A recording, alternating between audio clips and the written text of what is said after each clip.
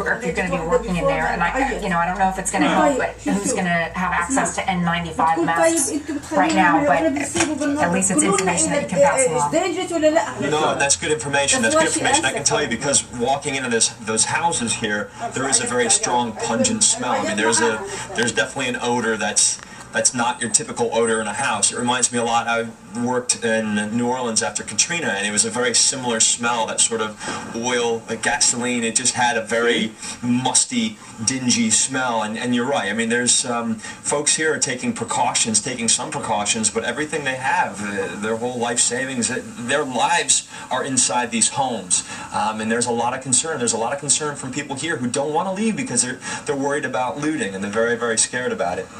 Yeah, that's another interesting problem now. I mean, the immediate danger of the flooding has passed, but if this is your home and you don't have anywhere else to go, there may be people still sleeping in upper levels of these flooded apartments, and that may not be safe. It may not be safe to be there for long periods of time, which is another reason why we may see an influx in shelters at a time when Mayor Bloomberg is trying to move the folks that are in school shelters out.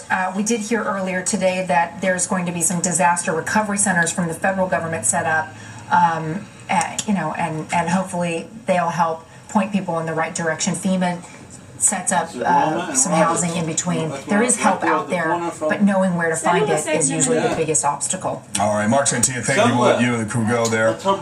And we're going to check in with Greg Sergel, who's out in the Rockaways there, where, of course, Jamaica Bay presented some flooding problems. Greg?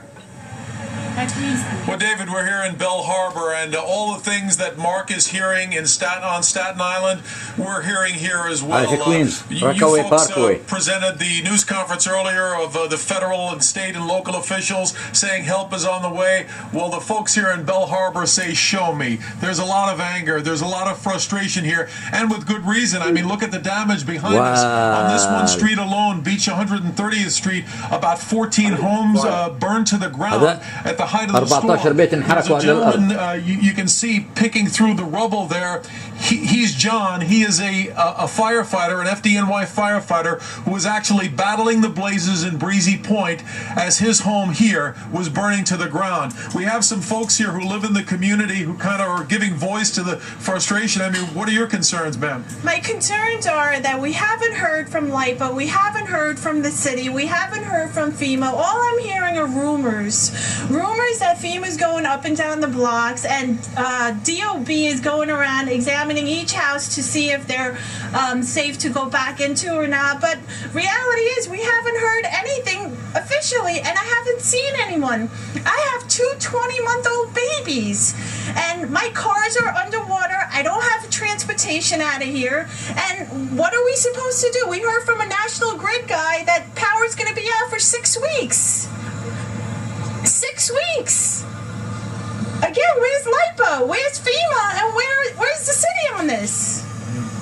Heather, we spoke to you earlier. You were saying people are just, as this lady said, are running out of patience. We're running out of patience. We're running out of food, water, gas. I mean, people's lives were ripped apart. These are my neighbors, and we have nothing. We haven't, I heard earlier that Mayor Bloomberg said Rockaway was okay.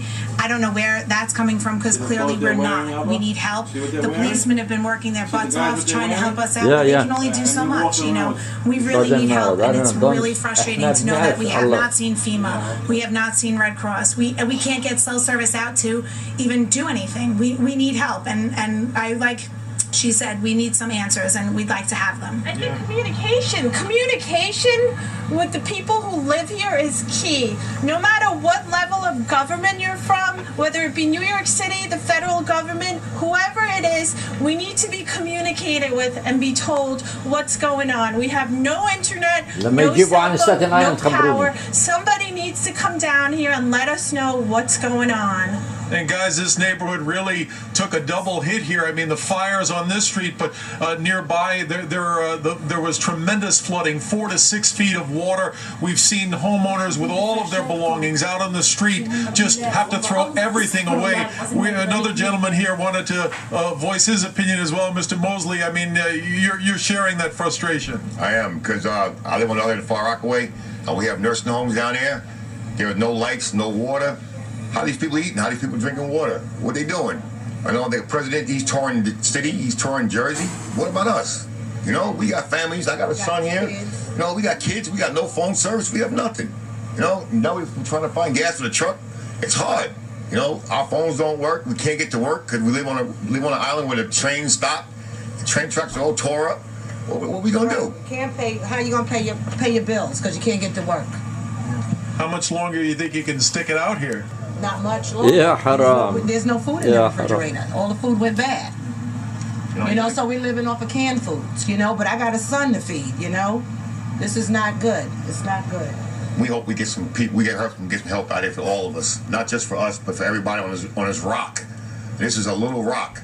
You know, it's from end to end. It's damaged.